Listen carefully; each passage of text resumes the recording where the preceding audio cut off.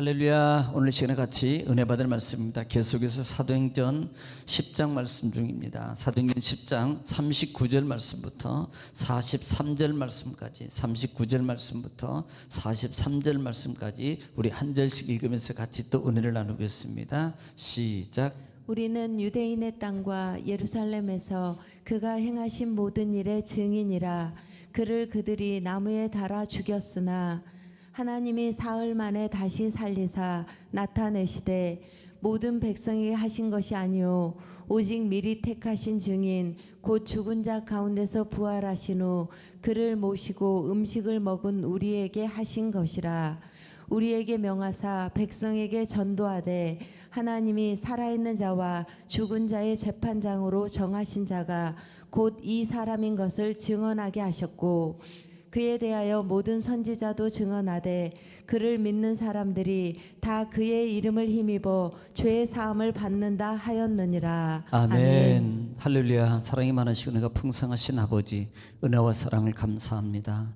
지난밤도 주님 은혜 가운데 저희들을 보호하시고 쉬게 하시며 또 하나를 하러 가시다 이 새벽에 주님을 찬양하며 하나님 말씀을 읽고 전하고 받기를 원합니다. 말씀은 하나님이시요 말씀은 은혜요 응답요 지혜요 능력요 치유 축복이오니 이 시간도 하나님께서 말씀의 은총을 우리에게 풍성함으로 베풀어 주시옵소서. 예수님의 이름으로 기도 올리옵나이다. 아멘.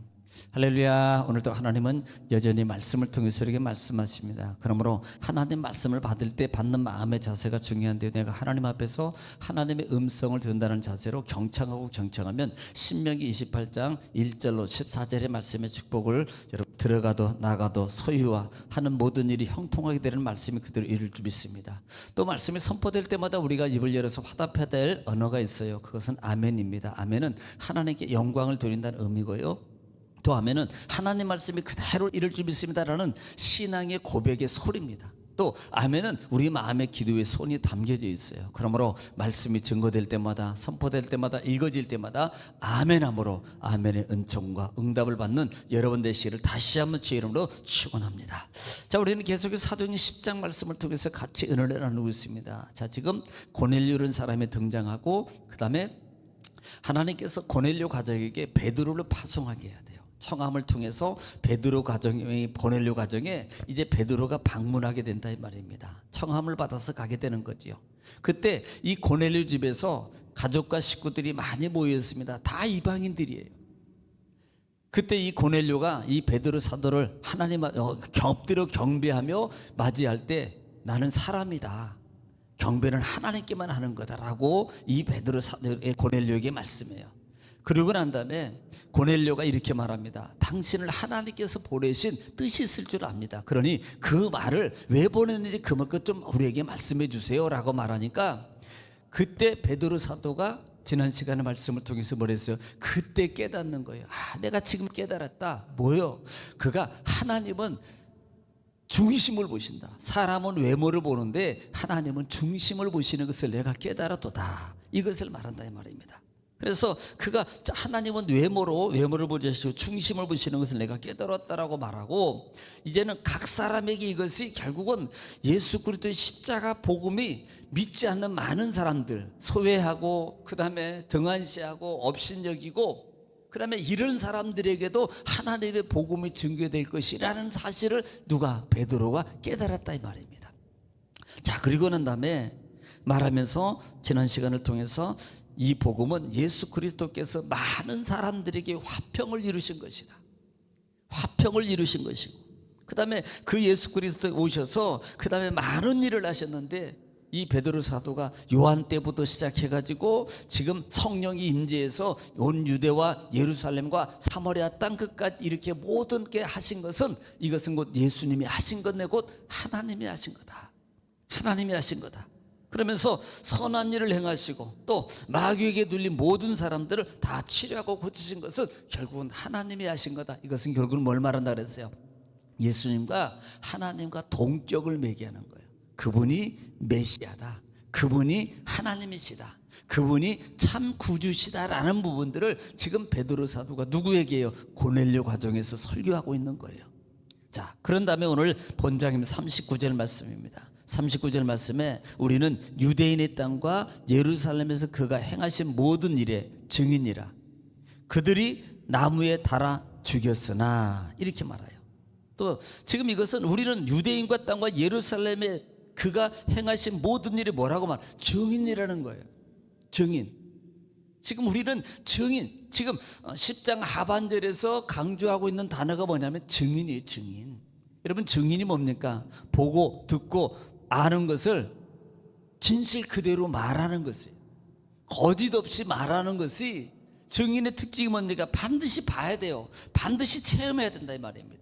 그 사람이 증인이 되는 거예요. 보지 않고 말하면 뭐예요? 거짓 증거 되는 겁니다.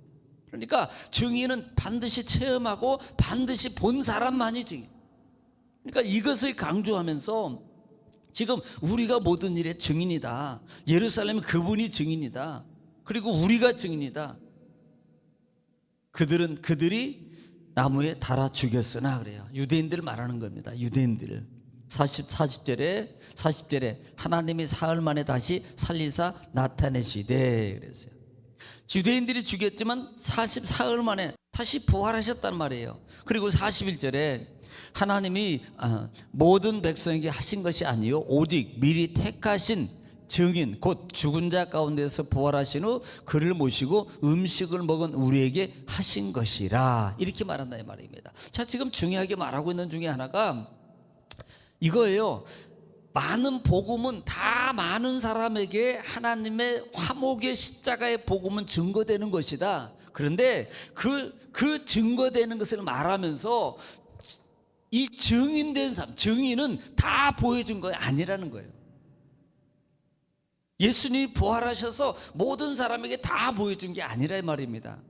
선택된 자가 있다는 거예요. 그 선택된 자가 누구냐? 지금 나라 이 말입니다. 오늘 여러분이라는 거예요. 지금 우리라는 말입니다. 이것을 말하고 있는 거예요. 그래서 모든 백성이 다 하신 것이 아니요 오직 미리 택하신 증인이라고 해요. 미리 택하신 증인.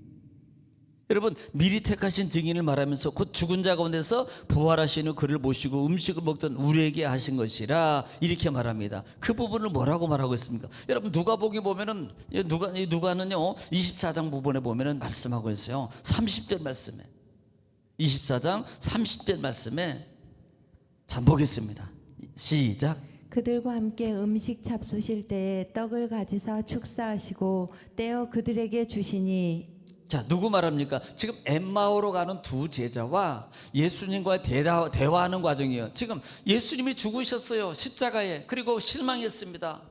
그리고 집으로 돌아가는 거예요. 그때 부활하신 예수님이 그들에게 찾아가 주셔서 같이 얘기 나누고 그때도 깨닫지 못해요. 음식을 나눌 때 비로소 예수님이 떠난 후에 그분이 예수님이라는 사실을 깨닫기 시작합니다. 누구에게 나타나는 거예요? 지금 제자들에게 친히 보여주는 겁니다.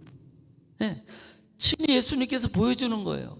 그 다음에 요한복음 21장 보면은 보세요. 요한복음 21장 베드로의 고백 가운데 있는 거 말합니까? 요한복음 21장 13절 말씀입니다. 요한복음 21장 13절 말씀을 한번 들어보세요. 시작.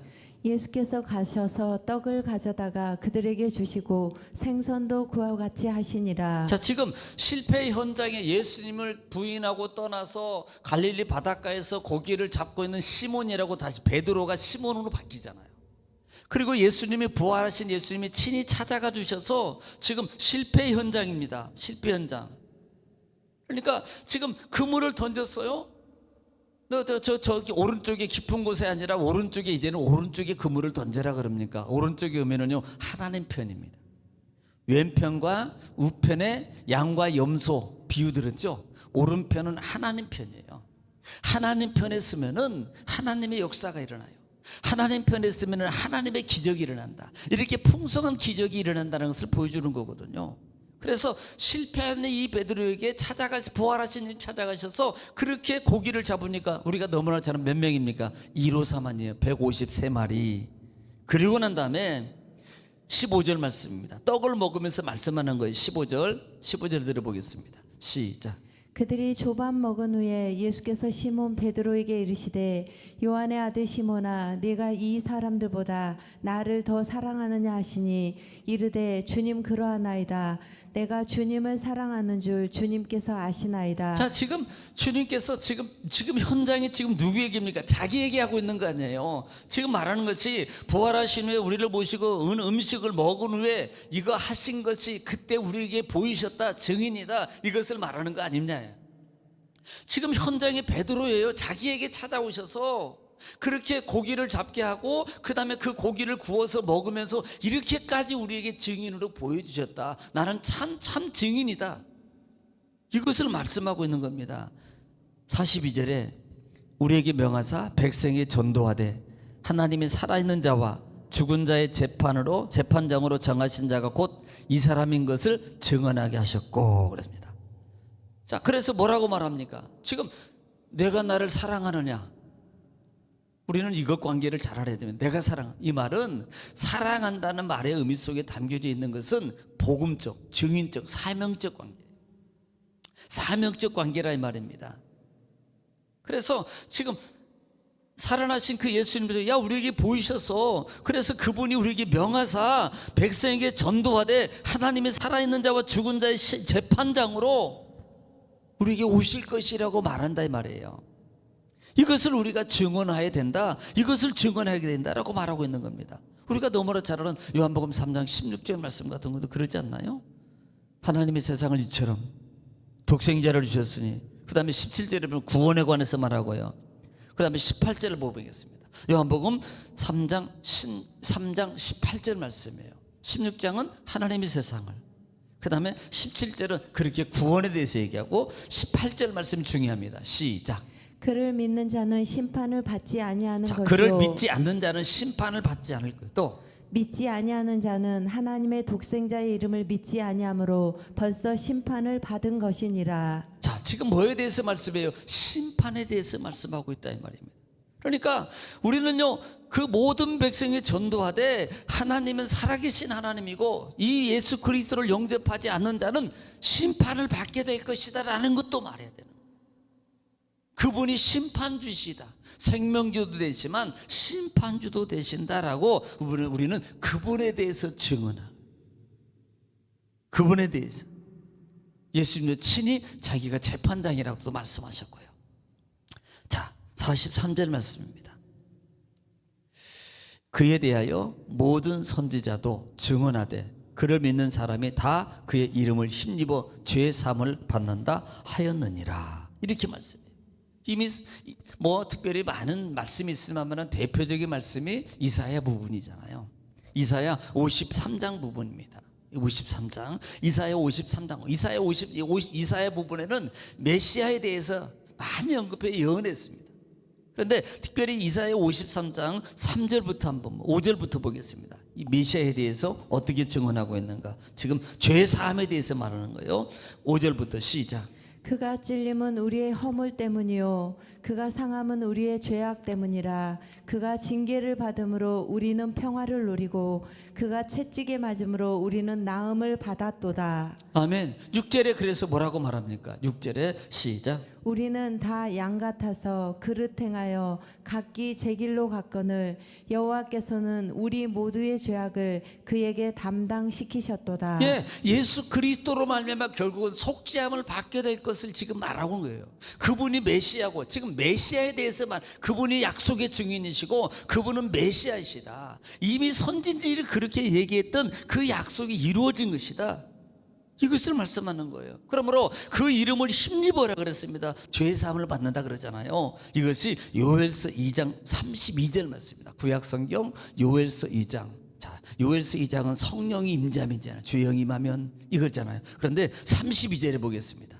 요엘서 2장 32절 말씀입니다. 들어보세요. 시작. 누구든지 여호와의 이름을 부르는 자는 누구든지 여호와의 이름을 부르는 자는 구원을 얻으리니 이는 나 여호와의 말대로 시온산과 예루살렘에서 피할 자가 있을 것이며 남은 자 중에 나 여호와의 부름을 받을 자가 있을 것임이니라. 아멘. 바로 그겁니다. 이미 요엘 선지자를 통해서도 누구든지 그 이름을 부르는 자는 구원을 얻으리라라는 짐이 예수님 이 선포가 되어진 거예요.